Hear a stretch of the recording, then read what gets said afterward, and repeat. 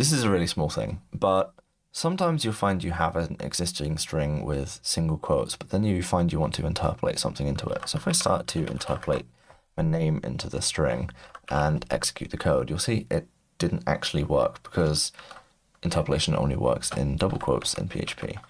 So what I might have to do is go back and change that to double quotes, and if I rerun the code, we can see it works exactly as expected.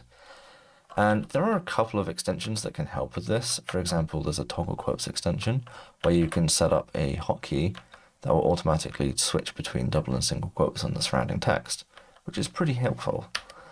But it would be even better if you don't have to think about that. So the TemPHPest extension comes with a setting to enable automatic interpolation. And what this will do is, as you start to type inside single quotes, the opening brace and then $, it will detect if you're inside single quotes and automatically switch them to double quotes for you.